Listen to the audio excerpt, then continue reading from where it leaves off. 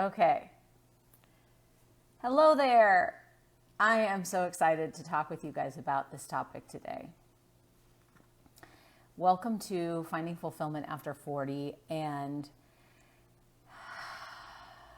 being a sensitive soul, being a highly sensitive person, and what that means, what that looks like, I talked about yesterday. But today I am going to talk about how to thrive as a sensitive soul, how to take care of yourself. The needs that you have as a sensitive person are different than other people. And in the last year, when I learned about being a sensitive person and really got clear on that, I also learned a lot of self-care tips that have assisted me greatly. And I want to share those with you guys today. I'm going to give you kind of a buffet of all kinds of different things. And most of these I do.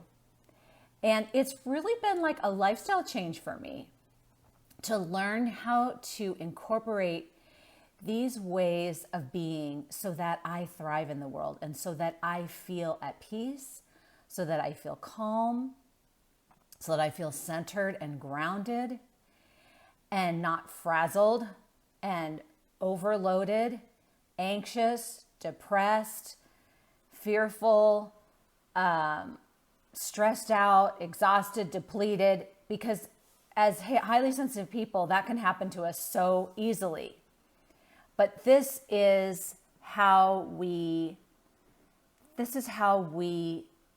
manage all of that, by taking these steps to take care of ourselves. So I'm just going to jump right in and share with you a bunch of different things, okay? And the first one I want to talk about is how important sleep is. Sleep is so important. As HSPs, we definitely need our sleep. So I really try to get a good 8 hours, sometimes 9, every night. And I make sleep a priority for myself. Another thing I've learned is that when I wake up in the morning, I wake up slowly. I don't know how many of you do this, but I've got my phone right by my bed, which has my alarm on it. And it's real easy to want to just turn that thing on and start looking at that as soon as I get up, or rushing around and getting ready. I used to do that when I had to go to a job, a job in an office, and I would cram as much as I could in the morning. Well, all that sensory stimulation and moving so fast in the morning is really a hard way for us to start our day. So taking a few minutes to wake up slowly in your bed, don't look at the phone right away, maybe stretch even in your bed, and just take some time in the morning. If that means you have to get up earlier to do that so that you're not rushing yourself out the door, because all that anxiousness and all that rushing can set you up to already be overloaded for the start of the day. In general, I would say not pushing ourselves so hard during the day. I mean, I have called myself pusher girl before. That used to be my term with my coach. That was my gremlin, pusher girl, because I would push and push and push. And because I'm skilled and gifted at a lot of things, I could accomplish a lot, but then I'd stress myself out. So I just try to pace myself. And on busy days, actually on almost every day, I need to have some kind of downtime, alone time, away from sensory stimulation. And if it's a really busy day, you might want to go into your bedroom, into a dark space where you can have some privacy and relief from stimulation. In my bedroom, I have a part of my bedroom that I call my sanctuary. I have a big recliner chair in there, and it looks out my window out into nature. And I also look at, in my room, I have an altar with flowers and candles and crystals and beautiful things to look at, plants. And this is what I call my sanctuary. It's my place where I feel rest. I even redecorated my room a couple years ago into colors that I love, the purple and the green, which you guys see all the time in this group on my headings and stuff. Well, those are the colors I love. And so I've surrounded myself with that. I've created a beautiful place for myself. And this is a place where I can go and be by myself, and I can process emotions. I can get calm. I can get grounded. I do my meditation there, my prayers, reading, whatever it is. So some things that really assist me to make that sanctuary feel really good is I have candles in there. Taking a bath or shower can also feel really cozy and comforting and soothing. I have low lighting, comfy blankets or weighted blankets. These are all things that you can incorporate into your life that give you a sense of safety and calm, and kind of calming your senses and calming your nerves. When I'm in my sanctuary and in my big chair, a lot of times I do writing or journaling because I have a lot of emotions I want to process, or I need to cry and just get it out. So having a good cry without judging yourself is also something that really is helpful. There's some specific techniques that I've learned that I want to share with you. And these are things that can really assist when you're having kind of a moment of anxiety, a moment of like overwhelm or something. And there's 3 different things that I'm going to share with you. One is just a breathing technique. And you guys know that there's so many breathing techniques out there and that it's so important and so helpful for us. But this breathing technique that I've learned, thanks to Julie B. Elland and her community, is inhaling for 4, holding for 2, and exhaling for 7 counts. So let's try that. Inhale 1, 2, 3, 4, hold 1, 2, and then exhale 1, 2, 3, 4, 5, 6, 7. And this actually changes your brain from being in that fight or flight, anxious, stressed out, frazzled place to a more calm brain so that you can actually think and think clearly. So this is a very helpful technique whenever you're having a real moment of anxiety. The second technique that I would say, well, this is kind of like the 2 techniques mixed together. One is a check-in tool, and then the other is like a self-compassion. But I kind of do them together. So when I'm feeling overwhelmed, when I can start to tell that I'm getting angry or irritable or frustrated or scared or anxious, a lot of times it's not necessarily anger. It could be sensory overload. So I do a check-in with myself. I tune in and I listen to myself and I just check in. What is going on with me right now? I maybe close my eyes, take some deep breaths, put my hand on my heart, and connect inside and possibly with my inner child, and just ask myself, what am I feeling? So this is the self-compassion part of it. What am I feeling? What's going on? And as coaches, we learn about acknowledging and validating other people's feelings and how important that is as a coach, to acknowledge what the person's feeling and then validate that feeling. Validating means we tell the person that we're coaching, that makes sense that you're feeling that way. It's understandable that you're feeling that way based on what you're experiencing. So we tune in to ourselves and do that for ourselves. That's self-compassion. So what am I feeling right now? I'm feeling anxious. well, I hear that you're, telling yourself, I hear that you feel anxious. It's understandable based on what you're experiencing right now. It makes sense. And then the second part of this check-in is asking yourself in a loving tone, okay, what do I need right now? What do I need to do to take care of myself? And how can I make a plan to meet that need?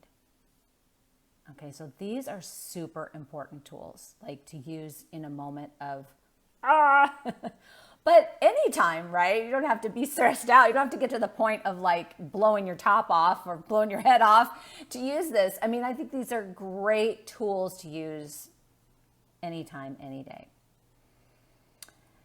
Okay, so here are some things that I do outside of my sanctuary, outside of just tuning into myself. These are things I do that are activities that really make me feel good. One is walking in nature. And I know that for most highly sensitive people, nature is so important and so restorative. There's something about it that just calms our nervous system, calms our brain, makes us feel grounded. It's so, so important. I feel really fortunate that I live in California and that I can go outside almost every day. In fact, I just came from my Pilates class that's outside. I know a lot of you are in cold weather and you maybe can't get out as much right now. But even with your cold weather, what can you do to bundle up and get outside for some fresh air and just enjoy and soak in that beautiful snow, cold air, or whatever weather you have? Another thing that is really helpful for HSPs is to have a creative outlet. Incorporate time into your life where you can do crafts, you can do art, you can do dance, you can do, music, whatever your creative outlet is. I enjoy singing, I enjoy dancing, I like coloring. I've got awesome coloring books and like all these colored pencils, and it's wonderful. And then the other thing that I took up this year that I love is crocheting. I'm on like my 6th blanket because once I finish one, I want to keep doing another one because it's so grounding for me. And it's just at night when I'm like kind of winding down from the day. I really enjoy doing it, or I can do it while watching a movie or something enjoyable on TV. And it's been a wonderful thing for me. So I don't know, something about using my hands, working with colors and anything artistic that you love is a really helpful practice and something that like you need to do in your life like regularly as an HSP. So all these things, none of them are like things you probably haven't heard of before, but I think it's taking the seeing how important it is to actually do these things and put them into your life, like on a regular basis, not just like on a vacation or like a special occasion, but like daily. And so the last few things I want to share, ideas about things to do. Those of you who have pets, I know spending time with your pets can be also very nurturing and loving. Cuddling your pets. I mean, a lot of HSPs are very drawn to animals. And so that is a beautiful way to nurture yourself. Gardening is also a wonderful experience. I have plants that I keep alive in the house, as you can see, but also outside. And I love kind of tending to my plants. There's something very nurturing about that. When you're nurturing something like a plant, it kind of feels like nurturing yourself in a way. Listening to music, of course, music is wonderful, and talking with a friend or therapist. But as you can see, most of these things you can do on your own. It doesn't require someone else. And we really are our own advocate. We're our own best friend. And as HSPs, we really have to become that, because the world's not necessarily going to encourage us or support us to do these things, to take this time to be alone, to have downtime every day, to have time to, calm our senses, because the world's not set up for calming our senses. We have to do that. And speaking of being our own advocates, I just want to share a few things about how to protect yourself. Oh, Charlotte, it's so nice to see you. When I'm stressed, I take a break and play my piano or ukulele. Oh my gosh, yes, I love that. I'm so glad you're here, Charlotte. It's beautiful. So, boundaries with others and in social situations. Okay. This is another thing that I've learned. Okay. This is where I really have started to be my own advocate. Okay. I want to give you a quick little story. So I love music and concerts, and I love going to the Hollywood Bowl. I live in Southern California, and we go to the Hollywood Bowl every year. And it's a huge outdoor venue, tons of people.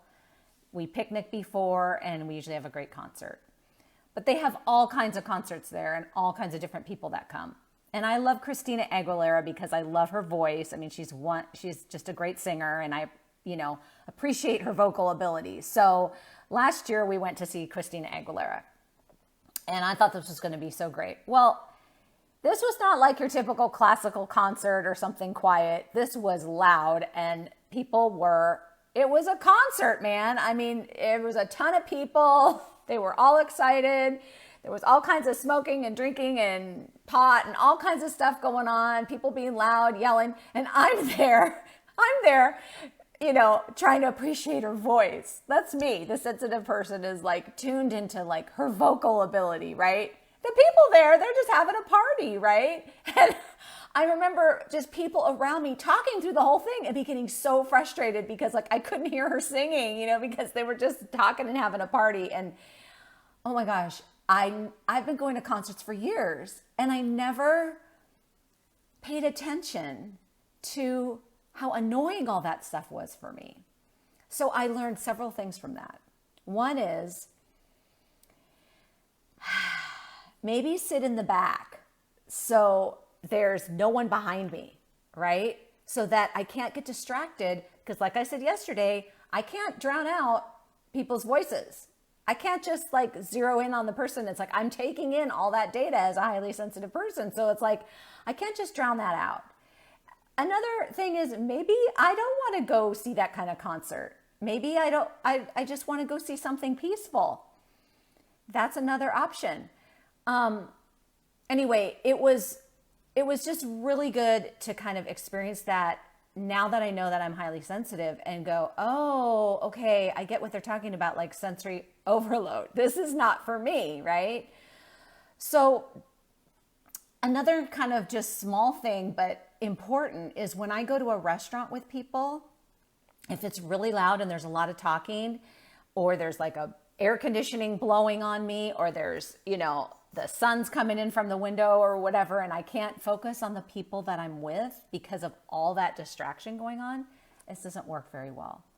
So being aware of that, like, do I need to go to a different restaurant? If I'm going to go to that restaurant, where's the place that I can sit in that restaurant where it's going to be the quietest? I'm going to have the least distractions. I'm going to feel comfortable. Do I need to bring a blanket? Or what do I need to do to make myself comfortable? And I think what the biggest thing about this is communicating this to the people that you're with, because as highly sensitive people, we never want to put anybody out. We never want to like speak up for ourselves or make anybody, or feel like we're being too much. But here's the thing. If we can't enjoy ourselves and we can't be present and really be with those people because of all this other distraction going on that we can't block out, it's not going to be a good experience for us or the other person. So learning to talk about our needs in a way that's empowering, that's not apologizing for who we are, but that's just letting people know this is what works for me, Another thing is just kind of giving yourself a buffer when you are going to be in a social situation or in a situation where there's going to be a lot of stimulation, a lot of people, or whatever it is that overloads you. Giving yourself some downtime before and after that, like planning that in that buffer time so that you can restore your energy and recuperate from that. There is a lot more to all of this that I could go on and on about, but those are some things that I've been learning and things I've been changing. You know, when you're going to a social event and you know it's going to be super stimulating for you, you can take your own car so that you can leave when you want. You can come late. You can go, you can leave early. Just know that you can protect your energy, and it's really on you to be your own advocate for that. And you don't have to apologize. It's okay that your needs are important. Your needs are important, and it's okay that they're different than other people. You're valuable. Your needs are important. It's okay to have different needs than the other people around you. So I know that was a long list of things, but I really wanted to share all that. I wanted you to hear what I've learned. It's not comprehensive. I'm sure there's more, but those are the things that are working for me. Those are the things that I've incorporated that are really assisting me. And I just want to share my mantra with you guys that I shared the other day that is really assisting me this year. And it's, I move gently through my day. I listen to myself, and I honor what feels good to me. I move gently through my day. I listen to myself, and I honor what feels good to me. So if I do that, if I tune into myself and listen to myself and go at a pace that works for me, if I'm constantly tuning in and listening and paying attention, I can make adjustments in my world and in my life and in my day to really care for myself. And so I want to leave you with that. And tomorrow I am going to be back with some inspiration on what our sensitive gifts, how our sensitive gifts can be used in the world for the betterment of the world, and how amazing we are. Some of the superpowers that we have that other people don't have. So I'm going to be sharing those with you tomorrow, and I look forward to seeing you then. Thanks, ladies. Bye.